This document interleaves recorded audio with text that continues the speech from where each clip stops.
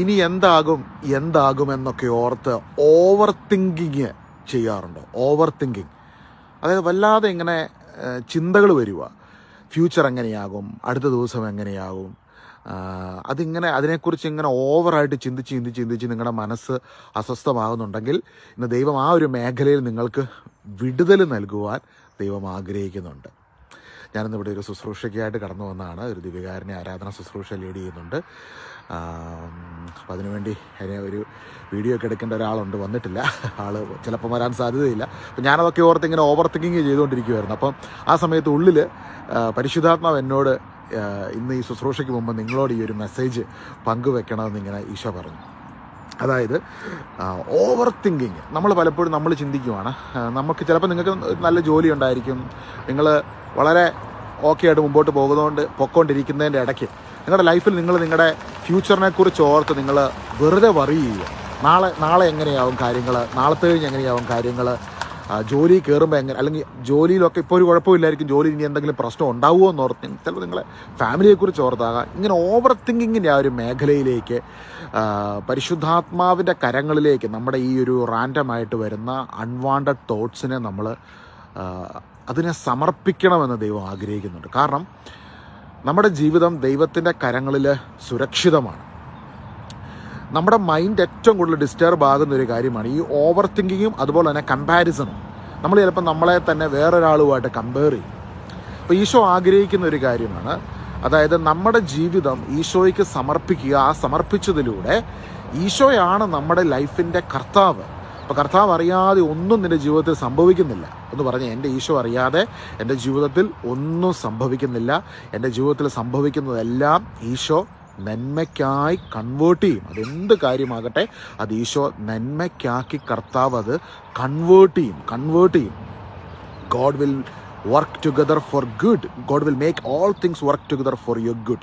നിൻ്റെ നന്മയ്ക്കായിട്ട് എല്ലാ കാര്യങ്ങളും ദൈവം കൺവേർട്ട് ചെയ്യും. അതാണ് റോമ 8:28 നമ്മൾ കാണുന്നത്. അപ്പോൾ നമ്മൾ ചെയ്യേണ്ട ഒരു കാര്യം, നമ്മൾ വേറൊരാളെ ആയിട്ട് നമ്മൾ കമ്പയർ ചെയ്യേണ്ട ആവശ്യമില്ല. കാരണം അവരെഴുതുന്ന എക്സാം അല്ല നിങ്ങളുടെ എക്സാം, അവരുടെ ലൈഫല്ല നിങ്ങളുടെ ലൈഫ്. ചിലപ്പോൾ നിങ്ങൾ ഒരു പ്രായക്കാരായിരിക്കും, ഒരു സ്കൂളിൽ പഠിച്ചതായിരിക്കും, പക്ഷെ അവരൊക്കെ ഉള്ളതല്ല ദൈവം നിങ്ങൾക്കൊരുക്കിയിട്ടുള്ളത്. അപ്പോൾ ഇവിടെ കമ്പാരിസനെ നമ്മൾ മാറ്റി നിർത്തുക, ഓവർ തിങ്കിങ്ങിൽ നിന്ന് പുറത്തു വരിക. എന്താകും എന്നുള്ള ചോദ്യങ്ങളിൽ നിന്ന് കർത്താവിൻ്റെ കരങ്ങളിലാണ് എൻ്റെ ജീവിതം.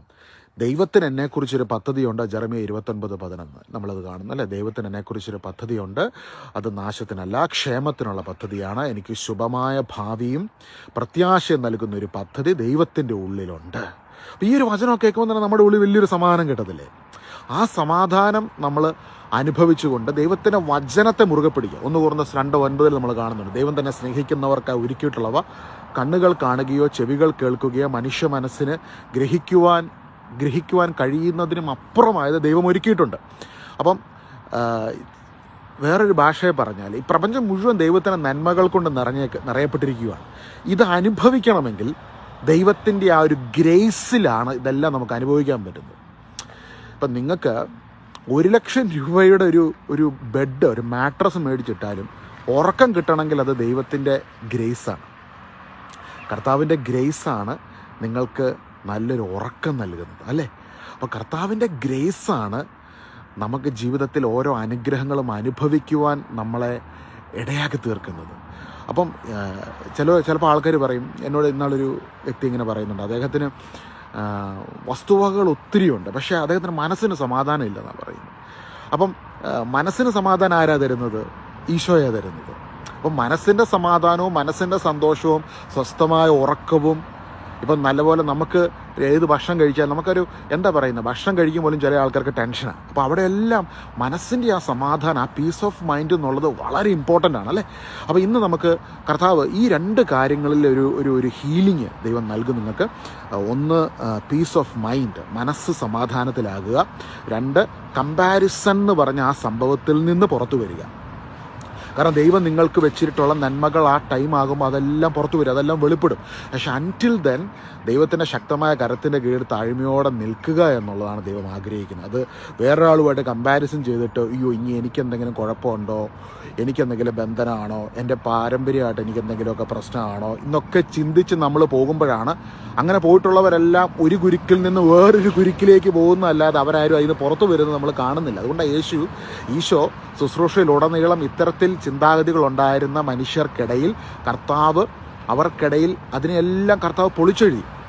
ഇതൊന്നും അല്ല, സഹനങ്ങളും പ്രശ്നങ്ങളും ഒക്കെ വരുമ്പോൾ അതിനെ നിങ്ങൾ സമീപിക്കുന്ന രീതി മാറുക. ദൈവം നിങ്ങൾക്കെതിരല്ല, ദൈവം നിങ്ങൾക്ക് അനുകൂലമാണ്. സഹനങ്ങൾക്കുള്ളിലൂടെ നിങ്ങൾ കടന്നു പോകുന്നുണ്ടെങ്കിൽ ഇത് നിങ്ങളുടെ ഒരു ടെസ്റ്റ് മണിക്ക് കാരണമാകും, ഒരു ഗ്രേറ്റർ ബ്ലെസ്സിങ്ങിന് കാരണമാകും, നിങ്ങളിലൂടെ അനേകർ അനുഗ്രഹിക്കപ്പെടുന്നതിന് കാരണമാകും, നിങ്ങളുടെ ഉള്ളിൽ ക്രിസ്തു കൂടുതൽ വെളിപ്പെടുന്നതിന് കാരണമാകും, നിങ്ങളുടെ ഉള്ളിൽ പരിശുദ്ധാത്മാവിന്റെ അഭിഷേകം നിറയപ്പെടുന്നതിന് കാരണമാകും. അപ്പോൾ അതുകൊണ്ട് അതാ റോമ 8-ാം അധ്യായത്തിന് 18-ാം വാക്യത്തിലൊക്കെ നമ്മൾ കാണാം, നമുക്ക് വെളിപ്പെടാനിരിക്കുന്ന മഹത്വത്തോട് തുലനം ചെയ്യുമ്പോൾ ഇന്നത്തെ കഷ്ടതകൾ നിസ്സാരമാണ്. അപ്പോൾ സഹനം ഉണ്ടെങ്കിൽ സഹനത്തെ ബന്ധനമായിട്ട് മനുഷ്യർ കൂട്ടിക്കെട്ടാനുള്ള കാരണം മറ്റുള്ളവരുമായിട്ട് കമ്പയർ ചെയ്യും. പ്രാർത്ഥിച്ചിട്ടും എൻ്റെ അവസ്ഥ മാറുന്നില്ല, മറ്റുള്ളവരുടെ അവസ്ഥയിലോട്ട് നോക്കുമ്പോൾ അതിന് അവരെല്ലാം ഓക്കെ ആവുന്നു, എൻ്റെ കാര്യത്തിനകത്ത് ഒരു മാറ്റം വരുന്നില്ല, അപ്പോൾ എനിക്കെന്തോ ഒരു കുഴപ്പമുണ്ട്. എന്നിട്ട് ഏതെങ്കിലും വ്യക്തിയുടെ ഏതെങ്കിലും ഒരു ആൾക്കാരുടെ അടുത്ത് പോയി തല വെച്ച് കൊടുത്ത് അവസാനം അതിനകത്ത് പോയി കുരുങ്ങിക്കിടന്ന് മനുഷ്യർ കടന്ന് ചക്രശ്വാസം വലിച്ച് പിന്നെ അവർ പറയുന്ന ബന്ധന ഉപദേശവും അതും ഇതും എല്ലാം കേട്ട് തവിട് പൊടിയാവുക. ഇതിൻ്റെ ഒന്നും ഒരാവശ്യമില്ല. ബൈബിളിൽ വചനത്തിൽ വളരെ വ്യക്തമായി നിർമ്മലമായി ഈശോ പറയുന്നുണ്ട്, നമുക്ക് വെളിപ്പെടാനിരിക്കുന്ന മഹത്വത്തോട് തുലനം ചെയ്യുമ്പോൾ ഇന്നത്തെ കഷ്ടതകൾ നിസ്സാരമാണ്. അപ്പോൾ സഹനമുണ്ടോ, നിങ്ങളുടെ ഉള്ളിൽ വലിയൊരു മഹത്വം നിറയപ്പെടുകയാണ്. ഒരു ഈശോയിൽ വിശ്വസിക്കുന്ന ഒരു ക്രിസ്തു വിശ്വാസിയുടെ ജീവിതത്തിൽ സഹനമുണ്ടോ, നിങ്ങളുടെ ജീവിതത്തിൽ മഹത്വം വെളിപ്പെടുവാൻ വേണ്ടി പോകുന്നു. ആ മഹത്വം എന്നുള്ളത് ക്രിസ്തുവിൻ്റെ മഹത്വം നിങ്ങളുടെ ഉള്ളിൽ നിറയപ്പെടുന്നു, പരിശുദ്ധാത്മാവിൻ്റെ അഭിഷേകം നിങ്ങളിലൂടെ വ്യാപരിക്കുന്നു. ദൈവം തന്നെ പറഞ്ഞില്ല, ഞാൻ നിങ്ങളുടെ ഇടയിൽ വന്ന് വസിക്കുകയും വ്യാപരിക്കുകയും ചെയ്യും. ദൈവം വന്ന് വസിക്കുകയാണ്. അപ്പോൾ സഹനം ഉണ്ടെങ്കിൽ വിശ്വസിക്കുക, ദൈവം വന്ന് വസിക്കുന്നു.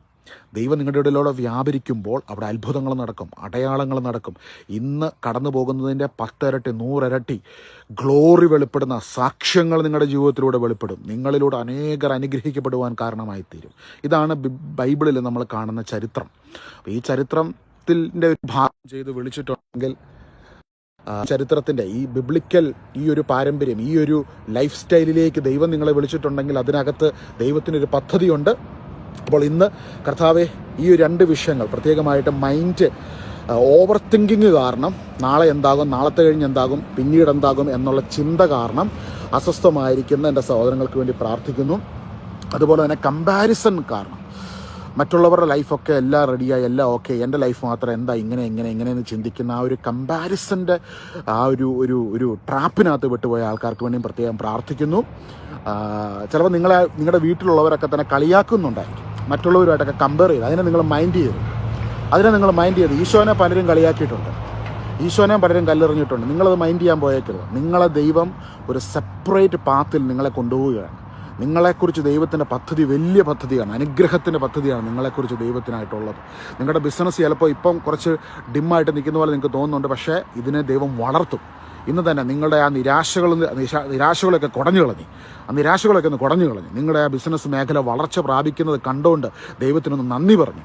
നിങ്ങൾ ചെയ്യുന്നത് എന്താണോ അത് ഈശോയുടെ നാമത്തിൽ അനുഗ്രഹിക്കപ്പെടട്ടെ. നിങ്ങളിപ്പോൾ ബിസിനസ് ചെയ്യുന്ന കടയിലാണ് നിൽക്കുന്നതെങ്കിൽ ആ കടയുടെ നിങ്ങളുടെ ആ ടേബിളിലോട്ട് കൈവച്ചിട്ട് പറഞ്ഞ് നിങ്ങളുടെ ആ ഡ്രോയൊക്കെ അങ്ങ് തുറന്നിട്ട് അവിടെ ഇപ്പം പൈസ കുറവാണെങ്കിൽ പറഞ്ഞ് ഇത് മുഴുവൻ ദൈവത്തിൻ്റെ നന്മകൾ കൊണ്ട് നിറയപ്പെടും, ഈ ബിസിനസ് വളർച്ച പ്രാപിക്കും, ഇത് അനുഗ്രഹിക്കപ്പെടും. കമ്പാരിസൺ നിർത്തിയിട്ട് സ്റ്റാർട്ട് സ്പീക്കിംഗ് പോസിറ്റീവ്. നിങ്ങളുടെ ഉള്ളിൽ ദൈവത്തിൻ്റെ സാന്നിധ്യം ഇരിപ്പുണ്ട്. നിങ്ങൾ പോസിറ്റീവായിട്ട് പറഞ്ഞു തുടങ്ങുമ്പോൾ അതിനകത്തൊരു വലിയ വ്യത്യാസം നിങ്ങളുടെ ബിസിനസ്സിൽ നിങ്ങൾ ചെയ്യുന്ന എല്ലാ കാര്യത്തിലും വെളിപ്പെടുവാൻ ഇടയായിത്തീരും. അതുപോലെ തന്നെ കൊളോസസ് 3:17 വചനത്തിൽ നമ്മൾ കാണുന്നുണ്ടല്ലോ, എന്ത് ചെയ്താലും ഈശോയുടെ നാമത്തിൽ ചെയ്തു, ഈശോയുടെ നാമത്തിൽ ഈ ബിസിനസ് അനുഗ്രഹിക്കപ്പെടട്ടെ എന്ന് പറയണം. ഈശോയുടെ നാമത്തിൽ പഠനമേഖലകൾ അനുഗ്രഹിക്കപ്പെടട്ടെ. എന്ത് കാര്യം ചെയ്താലും ഈശോയുടെ നാമത്തിൽ ചെയ്യാൻ ശ്രമിക്കാം. അപ്പോൾ ഓക്കെ, സോ ഈ ഒരു മെസ്സേജ് ഇന്ന് തരണമെന്ന് ഈശോ ഇങ്ങനെ ആഗ്രഹിച്ചു. ഞാൻ ഒരാൾക്ക് വേണ്ടി വെയിറ്റ് ചെയ്യുമായിരുന്നു, ആൾ ഇതുവരായിട്ട് വന്നിട്ടില്ല. അപ്പോൾ എനിക്കൊരു മെസ്സേജ് വന്നു, ഇന്ന് മിക്കവാറും ആൾക്ക് എന്തോ അർജൻറ്റായിട്ട് 1-2 കാര്യങ്ങൾ വന്നു. അപ്പോൾ ഇവിടെ ഒരു ശുശ്രൂഷ ഈ പള്ളിയിലൊരു 11:30 ഇവിടെ ഇപ്പോൾ സമയം 10:45 ഉള്ളൂ. 3/4 മണിക്കൂറിൻ്റെ കഴിയുമ്പോൾ ഉണ്ട്. നിങ്ങൾ പ്രത്യേകം ശുശ്രൂഷയ്ക്ക് വേണ്ടി പ്രാർത്ഥിക്കണം. ചില ദിവസങ്ങളൊന്നും നമ്മുടെ ശുശ്രൂഷകൾ റെക്കോർഡ് ചെയ്യാൻ നമുക്കൊരു ഓപ്ഷനല്ല. കാരണം ഇവിടെയുള്ള എല്ലാവരും വർക്കും കാര്യങ്ങളും തിരക്കുമായിട്ടൊക്കെ നടക്കുമല്ലേ. എൻ്റെ വൈഫ് ഇന്ന് വർക്ക് ചെയ്യുന്ന ദിവസമാണ്. അപ്പം അവളുണ്ടെങ്കിൽ അവൾ റെക്കോർഡ് ചെയ്യും, അല്ലെങ്കിൽ വേറെ ആരെങ്കിലും നമ്മുടെ ഫ്രണ്ട്സ് ആരെങ്കിലും വന്നൊക്കെയാണ് ശുശ്രൂഷകളൊക്കെ റെക്കോർഡ് ചെയ്യുന്നത്. മിക്ക ദിവസങ്ങൾ റെക്കോർഡ് ചെയ്യാൻ പറ്റത്തില്ല. ഞാൻ തന്നെയായിരിക്കും മിക്ക ദിവസങ്ങളും ശുശ്രൂഷയ്ക്ക് പോകുമ്പോൾ. എനിക്ക് ഓഫുള്ള ദിവസമാണ് ശുശ്രൂഷകൾ വരുന്നത്. അപ്പോൾ അത് അങ്ങോട്ടും ഇങ്ങോട്ടൊക്കെ മാറി മറിഞ്ഞൊക്കെ ഇരിക്കും. അപ്പോൾ എന്തായാലും നിങ്ങൾ പ്രത്യേകം പ്രാർത്ഥിക്കുക. ഞാൻ നിങ്ങൾക്ക് വേണ്ടി പ്രാർത്ഥിക്കുന്നതായിരിക്കും. കർത്താവിൻ്റെ കൃപയും സമാധാനവും സമാശ്വാസവും നിങ്ങളുടെ ജീവിതത്തിൽ ഇന്നും എപ്പോഴും ഉണ്ടായിരിക്കുമാറാകട്ടെ. ആമേൻ. God bless you. Have a good